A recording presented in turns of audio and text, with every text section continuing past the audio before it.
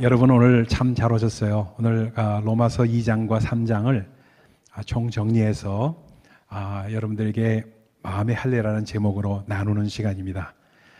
지난 시간보다는 조금 덜 힘들더라도 조금 우리 마음 가운데 깊이 있게 타치를 되기를 원해서 이 말씀 준비했으니까 기도 가운데 여러분들 이 말씀 잘 들으시기를 부탁을 드립니다. 로마서는 여러분들 여러 번 읽어보신 분이 계실지 몰라요. 그런데 로마서는 사건이나 이야기 중심이 아니기 때문에, 그리고 한편의 논문입니다. 한편의 그 thesis라고 그러죠. 논문이기 때문에 정신을 바짝 차리고 정독을 해야만 우리가 마음 가운데 깨달을 수 있는 그런 책이 로마서입니다. 그래서 여기에 좀 단어도 어려운 단어들이 많이 나와 있어요. 예를 들어서 표면적인 유대인, 이면적인 유대인, 육신의 할례, 마음의 할례, 어려운 단어들입니다. 쉬운 단어들이 아니에요. 표면적이라는 말이 뭔가 껍데기를 말합니다. 쉽게 제가 좀 막말로 막 하는 그런 성품이 돼서 껍데기 신앙 하면 그게 표면적인 신앙이다, 이런 뜻입니다. 그래서 껍데기죠. 그리고 superficial한 것, 이런 걸 의미합니다. 근데 이면적이라는 말은 그 반대로 알맹이, 속이 꽉 찬 이런 뜻입니다. 그래서 그 말을 우리가 의미를 잘 알으면서 말씀을 이렇게 따라가는 것이 필요합니다. 또 할례라는 말, 우리가 뭐 어른 되신 분들이 다 아시는 얘기지만 혹시 모르시는 분들 있으면은 필요 없는 부분을 자르는 것이 할례입니다. 그래서 circumcision이라고 해가지고, 마음의 할례는 circumcision of heart이라고 영어로는 표현하는 이유가 필요 없는 것을 잘라내는 겁니다. 그 얘기는 무슨 뜻이냐면 이렇게 생각하면 틀림없습니다. 여러분들 나이가 먹으면 먹을수록 뭐가 돼요? 발뒤꿈치에 각질이 많이 생기죠. 여러분들 옛날에는 우리가 목욕탕을 많이 가서 각질을 다 이렇게 수세미나 이런 차돌 같은 걸로 벗겨내는데, 여기서는 그렇게 하지 않다 보니까 각질이 생길 때가 가끔 있습니다. 그렇죠? 그래서 각질을 제거하잖아요. 제거하는데 그게 바로 불필요한 부분을 제거하는 것이 할례입니다. 근데 영혼에도 각질이 생깁니다. 그러니까 영혼에 불필요한 각질들이 생겨서 그 각질을 제거하는 것을 마음의 할례다 하고 받아들이면 틀림이 없습니다. 오늘 말씀을 잘 받기 위해서 전체적인 부분을 잘 알아야만 합니다. 사도 바울은 나는 복음을 부끄러워하지 않는다, 나는 복음을 자랑한다, I'm proud of the gospel, 나는 복음을 자랑해 하고 얘기합니다. 감격의 찬선을 하는 겁니다. 그러면서 지난 시간에 우리가 살펴봤던 1장 18절부터 3장 20절까지 걸쳐서 의인은 하나도 없나니, 하나도 없다, 정말 모두 다 죄인이다 하는 말씀을 하면서 죄인의 모습을 설명하면서 이 세상 모든 사람에게 그러다 보니까 예수가 필요하지 않느냐 하는 말씀을 역설적으로 하고 있는 것이 바로 1장과 2장과 3장의 말씀입니다. 나는 바로 이 예수, 세상 모든 사람이 너나 나나 할 것 없이 필요한 이 예수의 종이 되었고 이 복음에 나는 빚진 사람이다 하고 선포를 하고 있습니다. 그러니까 엄청난 이 복음을 나는 자랑스럽고 또 자랑스럽고 자랑스럽게 생각한다고 선언하는 내용이 오늘 본문 1장서부터 로마서 1장서부터 3장까지의 내용입니다. 오늘은 2장과 3장을 간추려 가지고 우리가 다음 주에는 4장으로 넘어가기 때문에 그래서 집대성에서 오늘 살펴보도록 그렇게 하겠습니다. 그러니까 1장은, 지난 시간에 봤던 1장은 하나님을 모르는 사람들, 모르는 자들에 대해서 하나님의 진노가 어떻게 임하고 있는가를 말씀하고 있습니다. 근데 2장 전체는 뭘 말하냐면 유대인들, 소위 하나님을 안다고 하는 자들에 대한 말씀을 다루고 있습니다. 오늘 하나님께서 로마서를 통해서 유대인에게 내린 선고, 이거는 똑같이 사형, You are guilty, 이 말입니다. 유대인 너희도 하나님을 모른다고 한 이방인들과 똑같이 You are guilty, 너도 잘못된 사람들이야, 사형이야 하고 대답을 선포를 하십니다. 그러니까 유대인들이 사도 바울의 이 선포를 듣고 가만히 있을 수가 없죠. 자기들은 그래도 people of God, 그렇죠? children of God, 하나님의 자녀라고 생각하는 그들인데, 그러니까 4가지 이유를 들어서 항변을 합니다. 왜 우리가 죽어야 합니까? 이에 대해서 사도 바울은 유대인이 죽어야 할 이유를 4가지나 된다고 논고를 펼치고 있는 부분이 2장과 3장의 장면입니다.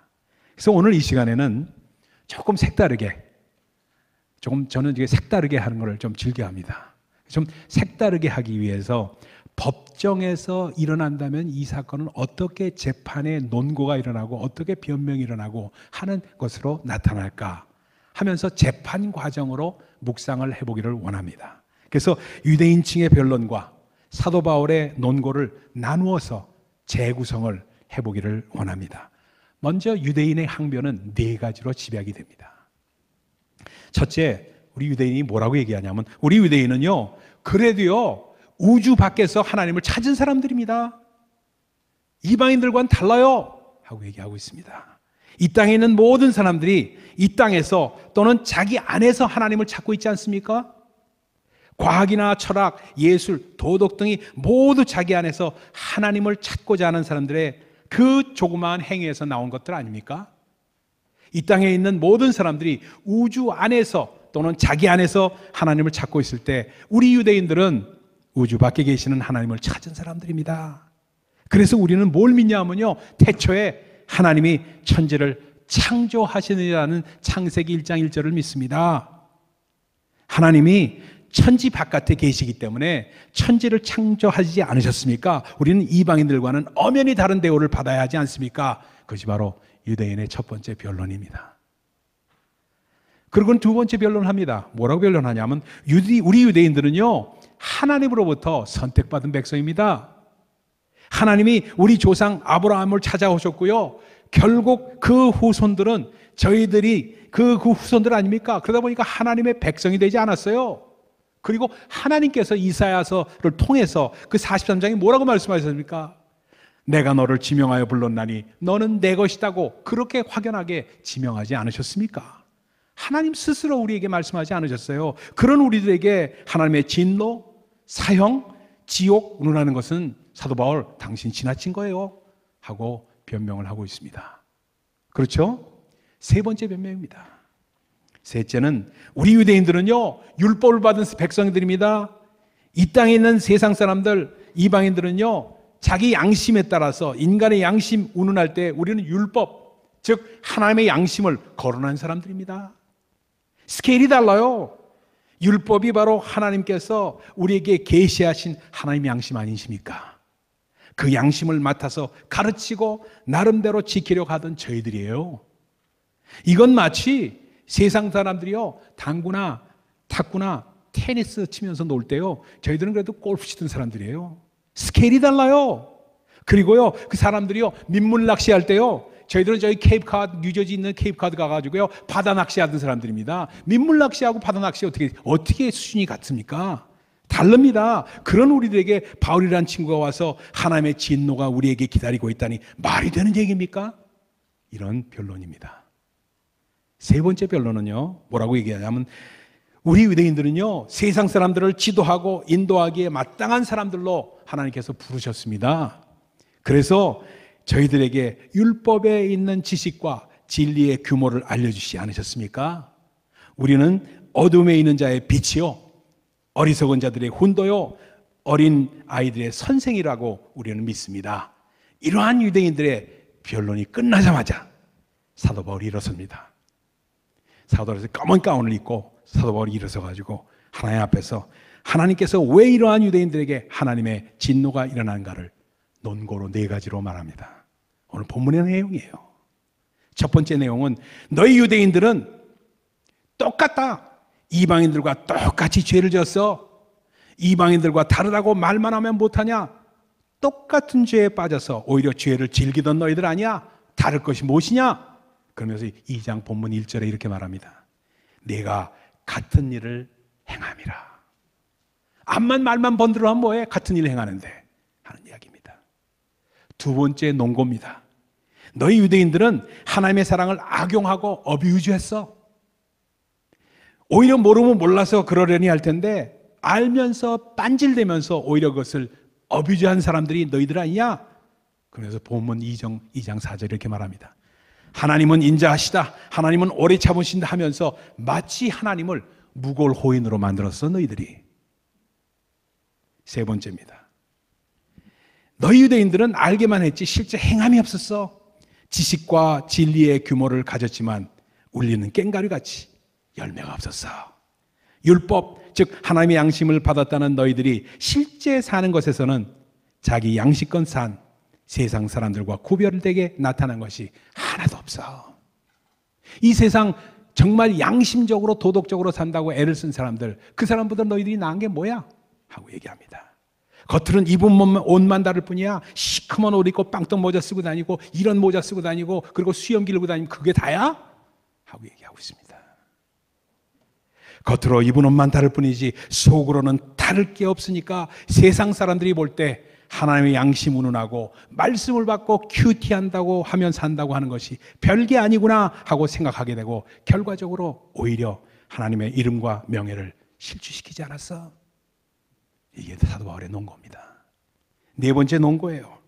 너희 유대인들은 외식주의가 평배하게 되고 껍데기만 번지르한 종교인으로 전락하고 말았어. 의와 인과 신이 없고 진정한 신령이 없어. 이렇게 껍데기 종교인으로 전락하고 말았기 때문에 너희들 유대인들에게 하나님의 진로가 임할 수밖에 없어. 지옥이야. 날카로운 논거와 함께 재판장의 불이 탁 꺼집니다. 여러분, 저는 옛날에 페리 메이슨 여러분 보셨어요? 어렸을 때 보던 드라마 중에서 제일 좋아하던 드라마가 페리 메이슨이라는 드라마예요. 여러분들 연세가 좀 있으신 분들만 기억하는 드라마죠.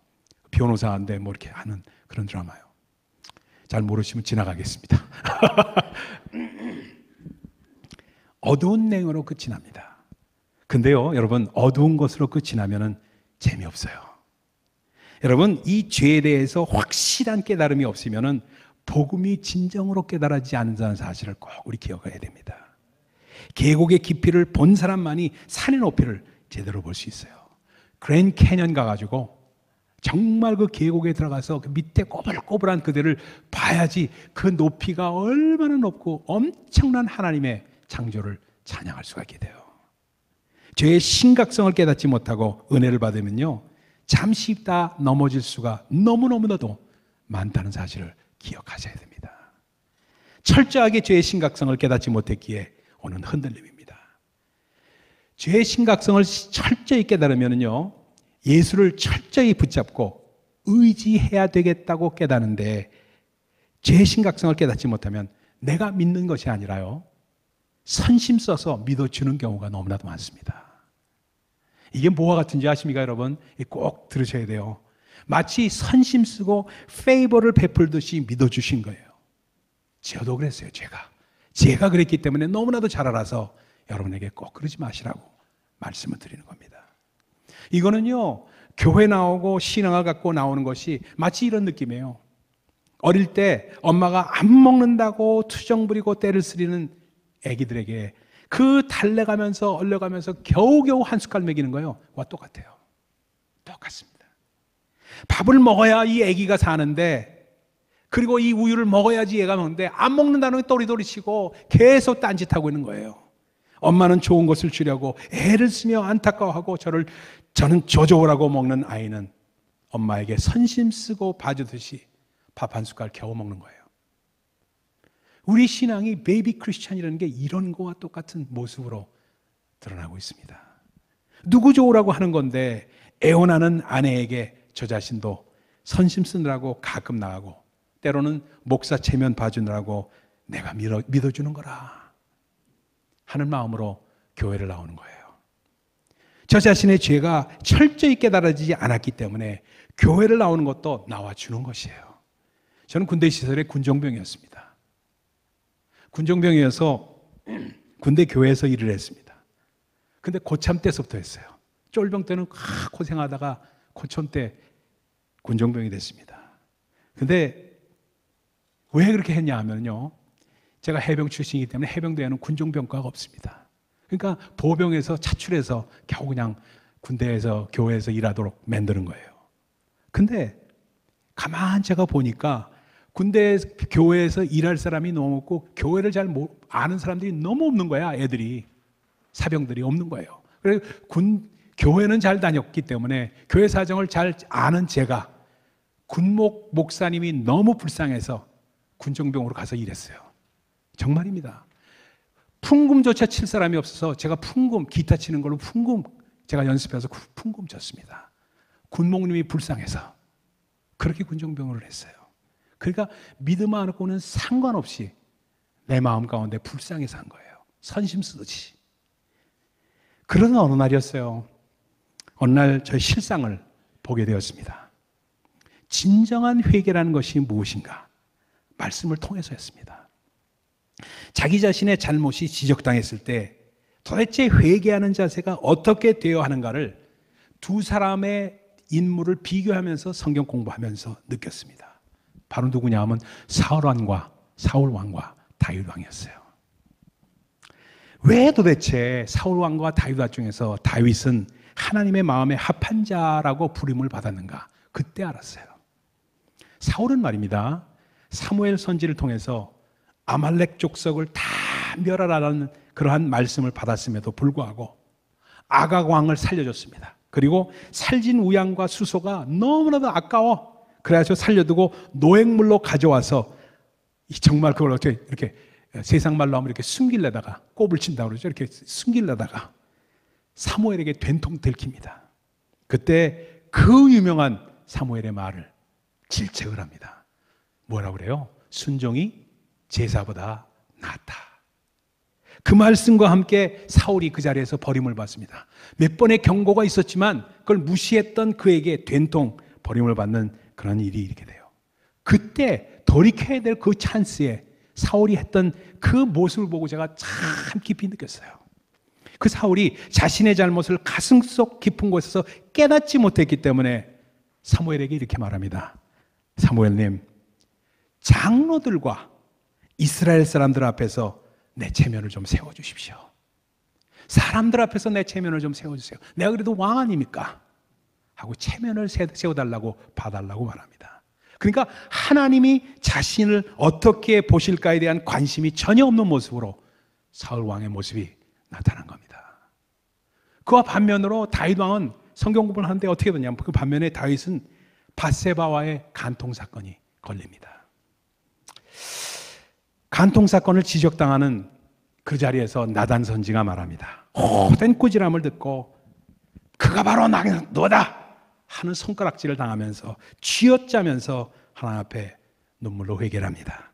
그것을 쓴 것이 시편 51편이었어요. 나에게 정직한 영을 새롭게 해주세요. 하나님, 내가 나의 죄를 보지 못한 것은 제 안에 정직한 영이 없어서입니다. 제가 거짓으로 가득 차 있어요. 주님 앞에서 저를 내치지 마세요. 저를 주님 앞에서 내치시면 저는 살 수가 없어요. 성령으로 나를 도우시고 구원의 믿음으로, 구원의 기쁨으로 나를 회복시켜 주세요 하는 말씀을 쓴 것이 시편 51편입니다. 이 말씀을 묵상하는데요, 여러분 저를 보세요. 제 마음 가운데 갑자기 깨달아진 게 뭐냐요? 제가 기도를 많이 한다고 했는데 그 기도가 여태까지 하나님께 드린 기도인가 아니면 사람들 들으라고 한 기도인가, 이게 막 생각난 거예요.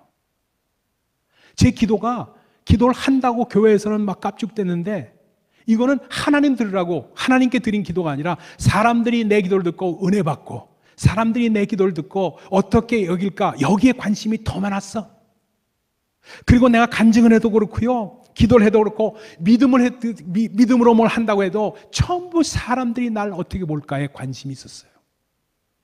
회개도 그래요. 회개. 찬양하면서 눈물 흘리고 하면 사람들이 날 어떻게 볼까 하는 그런 데 관심이 은근히 쏠리는 것을 여러분 제 자신 발견하고요, 제 자신이 얼마나 가슴을 쥐어짜면서 회개했는지 몰라요. 그때 시편 51편을 다시 보면서 저는 제 자신 안에 사울의 추한 모습을 그리고 다윗의 추한 모습을 동시에 보게 됐습니다. 그리고 주님 앞에 엎드렸어요. 주님, 저에게 정직한 영을 새롭게 해주세요. 저희 안에 거짓이 가득 차 있고 제 스스로 저를 속이고 있습니다. 그리고 찬양을 했습니다. 그 찬양이 이 찬양이에요. 정결한 마음 주시옵소서. 오 주님, 정직한 영을 새롭게 하소서. 나를 주님 앞에서 멀리하지 마시고 주의 성령을 거두지 마옵소서. 그 구원의 기쁨 다시 회복시키시고 변치 않는 맘 내 안에 주소서. 저희 회개를 통한 예배였습니다. 여러분, 산꼭대기만 보면은 계곡을 보지 못합니다. 계곡을 보지 않고는 산꼭대기의 그 높음을 온전하게 알 수가 없어요. 나의 죄를 온전하게 깨닫지 못하면은 은혜를 받았다 해도 기분 좋을 때 그때뿐이에요. 우리의 죄상이 깨달아지지 않으면은 절대로 하나님의 복음을 깊이 있게 깨달을 수가 없다는 사실, 여러분 꼭 기억하시기 부탁을 드립니다. 오늘 재판정에서 울려 퍼지고 있는 선고의 내용이 뭡니까? 이 내용이요, 우리에게 적용을 해야 됩니다. 이방인과 유대인 구별 없이 마찬가지로 우리는 하나님의 진노 아래에 놓여 있다는 겁니다. 그러면은 오늘 유대인에게 내린 하나님의 선고를 통해서 오늘 우리에게 들려주시는 하나님의 생생한 음성이 무엇인가? 그 메시지의 의미가 무엇인가? 그 유대인들이 영적으로 말하면 도대체 누구인가? 이걸 깨달으면 됩니다. 물론 문자적으로 보면요, 이 유대인들은 2000년 전에 중동 땅에 살았던 이스라엘 사람들을 말합니다. 그러나 영적인 의미에서 본다면 이 이방인들은 하나님을 모르는 자이고 유대인은 하나님을 아는 자들입니다. 그렇다면 영적으로 우리 본문에서 지칭하는 유대인은 누구인가? 오늘 이 땅에서 딱 한 번만이라도 교회에 나와 본 사람들, 모든 신자들을 다 총칭한다고 볼 수가 있습니다. 그러니까 오늘 본문은 소위 믿는다고 하는 우리들에게 내리는 하나님의 선고입니다. 믿는 자들이 빠지기 쉬운 함정들에 대해서 경고하고 있는 것입니다. 구체적으로 어떤 사람들이 쉽게 함정에 빠지는가? 믿는다 하면서 남에 대한 판단을 일삼는 사람들이 그렇습니다. 오늘 본문 1절에 보면 이렇습니다. 그러므로 남을 판단하는 사람들아, 물론 너 누구든지 내가 핑계치 못할 것은 남을 판단하는 것으로 내가 너를 정죄함이니 판단하는 내가 같은 일을 행함이니라. 남을 판단하는 사람이란 말에는 우리의 심령을 도려내는 듯한 하나님의 질책이 담겨져 있습니다. 의인의식에 사로잡혀 있는 사람들은 자기 자신의 허물에 대해서는 관대한데 남의 허물에 대해서는 예민하지 않고 크게 보는 경향이 있습니다. 죄에 대한 말을 들어도 자기는 선하다고 생각하기 때문에 별로 놀라지를 않습니다. 죄인을 향한 말이기에 전부 다른 사람에게 해당한다고 듣습니다. 자, 예를 들어봅니다. 여러분 눈을 뜨고 이제부터 잘 들으시기 바랍니다. 오늘 결론입니다. 예를 들어볼게요. 뉴욕에요, 플러싱에 있는 어느 아파트에서 몇 년 전에 발생한 사건입니다. 조금 늦은 시간에 귀가한 어떤 한인 자매님이 차를 파킹장에 주차를 했어요.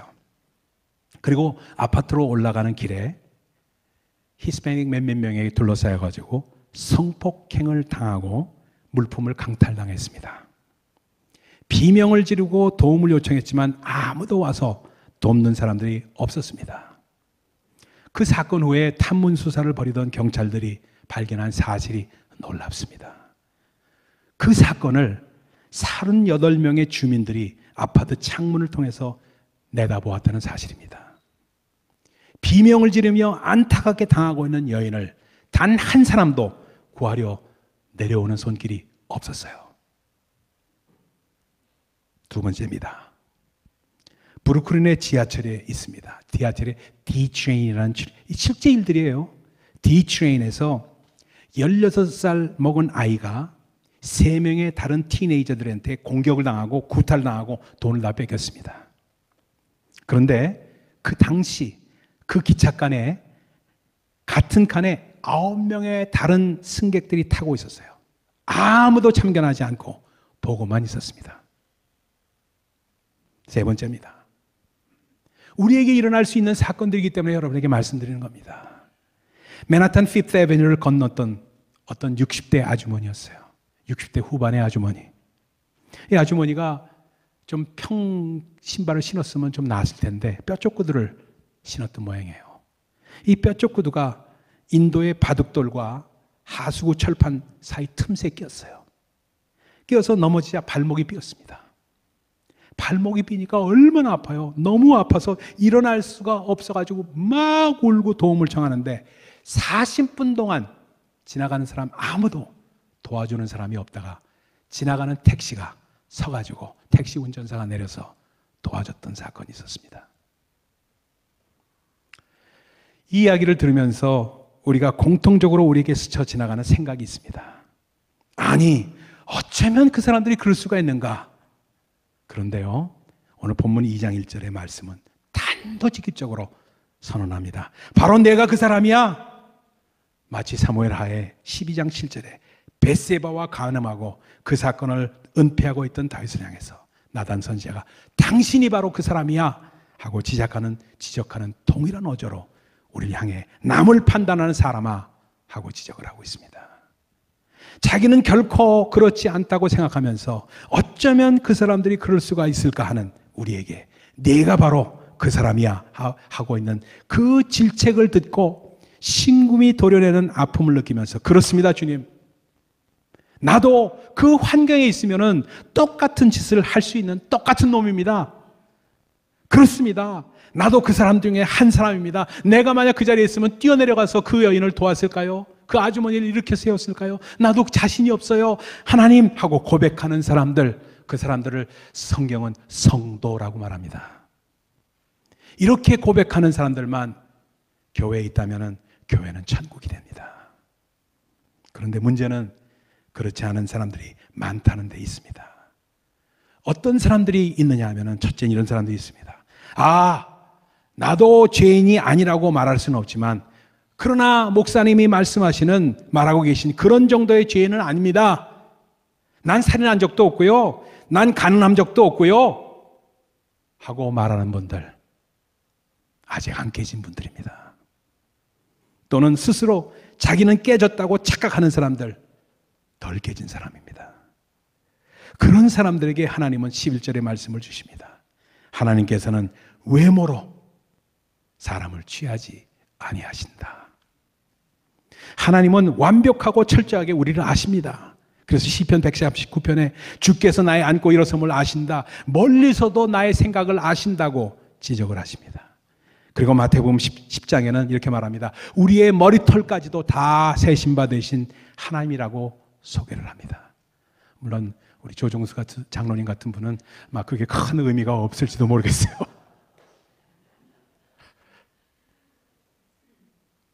만물이 벌거벗은 것 같이 드러난다고 되어 있습니다. 이걸 보면서 저는요, 뭘 느꼈는지 아십니까? 옛날에 신문 보면 그런 그 사진이 많이 나왔어요. 억대 주부 도박단, 여러분 기억하세요? 억대 주부 도박단 사진과 함께 나는 기사를 보세요. 하나같이 얼굴을 전부 가리고 있습니다. 하나같이. 그것과 같이 된다는 말입니다. 두 번째입니다. 거듭 권고를 듣는데도 불구하고 희죽희죽 웃으면서 교회에 안 나오는 사람들입니다. 이 사람들 한 번쯤은 교회에 나왔던 사람들이에요. 이 사람들은 넉살도 좋고 능청도 잘 떱니다. 그래서 말합니다. 하나님은요, 인자하시고 사랑도 많으시니 끝판되면요, 나 구원해 주실 거요 하면서 있는 가나안 백성들입니다. 그 사람들은 4절 말씀을 악용하고 있는 사람들입니다. 하나님의 인자하심, 용납하심, 오래 참으심을 악용하고 있는 사람들이에요. 그래서 하나님의 진노는 언제 폭발할지 모른다는 사실을 여러분 꼭 기억하셔야 돼요. 여러분들 전도 대상이 있으면 알려주셔야 돼요. 전도 폭발을 창설하신 제임스 케네디 목사님이 하신 간증, 떨리는 간증이 있어요. 그분이 어떤 청년에게 전도를 했습니다. 근데 이 청년이 어찌나 궤변이 심하든지 매번 복음을 전할 때마다 요리조리 패하면서 뺀질뺀질 거리는 거예요. 그래서 안 되겠다 싶더랍니다. 그래서 하나님의 말씀을 직접적으로 돌직구로 인용해서 줬답니다. 잠언 29장 1절에 이렇게 말합니다. 자주 책망을 받으면서도 목이 곧은 사람은 갑자기 패망을 당하고 피하지 못하리라. 이 말씀을 돌직구로 준 거예요. 그런데 이 말씀만 그냥 증거하고 나왔는데 그날 오후 이 청년이 교통사고를 당해서 목이 부러져 죽었답니다. 얼마나 무서운지 몰라요. 제임스 케네디 목사님이 얼마나 가슴을 치면서 통곡하면서 간증하는지 몰라요. 자기가 좀 더 설명했을 텐데, 좀 더 말했어야 되는데 하면서, 이 핑계 저 핑계 하면서 교회 나오기를 미루고 있는 사람들은 교회 당장 나오셔야 합니다. 여러분, 다른 거 물론 안 하고 나오셔야 돼요. 제가 오늘 교회 오면서도 차에서 전화했어요. 우리 누님과 형님 매형한테. 우리 누님은 교회를 다니던 분인데 우리 매형은 교회를 안 다니시던 분이에요. 우리 교회도 몇 번 오셨죠. 당장 나가시라고. 당장 나가시라고. 그분이 듣던 안 듣던 제가 마음이 너무너무 답답하고 마음이 너무 아파서 제가 소리를 지르면서 가셔야 된다고 얘기했습니다. 여러분, 하나님의 진노가 언제 어떻게 폭발할지 모르기 때문에 꼭 나오셔야 돼요. 세 번째입니다. 이제는 교회에 그런 대로 꼬박꼬박 나오는데 행함이 없는 사람들을 말합니다. 그런 사람을 향해서 오늘 본문 13절을 주세요. 하나님 앞에서는 율법을 듣는 자가 의인이 아니요 오직 율법을 행하는 자라야 의롭다 하심을 얻으리라. 율법을 행하는 자는 말씀을 지키는 자, 말씀은 행하는 자를 말합니다. 믿음과 행함은 동전의 앞뒷면과 같습니다. 마음에 진실되면 고백이 진실되게 되어 있습니다. 그런 사람에게는 행함이 따르게 되어 있다는 겁니다. 말씀대로 살고 지키는 자는 의롭게 됩니다. 네 번째, 마지막입니다. 이 말씀이 저한테 너무너무 찔려요. 너무너무 찔려요. 네 번째는 사도 바울이 지적하는 것이 가르치기만 좋아하는 사람이라고 말합니다. 19절로 29절에 21절에 해당하는 말로 특별히 목사, 전도사, 교사, 둥지지기, 부지지기들에게 해당하는 말입니다. 다른 사람을 가르치는 내가 내 자신을 가르치지 않느냐? 무의식 중에 저는 가르치기만 하면 된다고 생각하는 것 함정이에요. 교회에서 제가 감리사로 있을 때 가장 큰 문제점이 오는 게 우리 목사님은 설교는 잘 하시는데 그 행함이 없고 오히려 우리들만에게만 적용시키고 본인은 적용을 안 하시는 것 같아요 하는 얘기 들 때 제일 가슴이 아픕니다. 제일 가슴이 아파요. 저 자신이 예외가 아닙니다. 특히 교회 중직자인 장로, 권사 중에 이런 생각을 하고 있는 사람도 있습니다. 얼마나 가슴이 떨리는 말인지 몰라요. 내가 설교를 아무리 해놓고 내 그 설교한 말을 제 자신에 적용하지 않는다면 저도 그 함정에 똑같이 빠지며 가르치기만 좋아하는 사람이 되는 겁니다. 행함에서 자기를 예외로 두는 겁니다. 생활을 통해서, 삶을 통해서 가르쳐야 하는데 야고보서 3장 1절에는 이렇게 가르치적합니다. 내 형제들아, 너희는 선생된 우리가 더 큰 심판받을 줄을 알고 많이 선생이 되지 말라. 가르치는 것 실제로 두려운 일입니다, 여러분.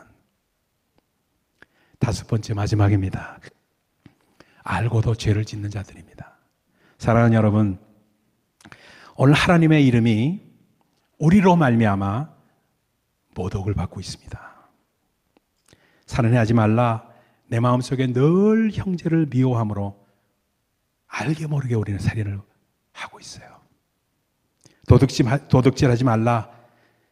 우리 마음속에 언제나 탐심이 있습니다. 간음하지 말라. 우리 마음속에 언제나 음욕이 있어요. 우상숭배하지 말라. 우리 마음속에 언제나 하나님보다 더 중요하고 더 급한 일들이 얼마든지 있어요. 이런 것들이 언제나 우리 마음을 차지합니다. 예수 믿는 사람들이 세상 사람들과 똑같이 혈기 부리며 싸워요. 예수 믿는 사람들이 술수를 부리며 속임수로 장사를 해요. 예수 믿는 사람들이 술 먹고 담배 피우며 주정까지 합니다. 우리로 말미암아 오늘도 하나님의 이름이 세상 사람들에게 모독을 당합니다. 표면적인 유대인, 껍데기 유대인은 위선자입니다.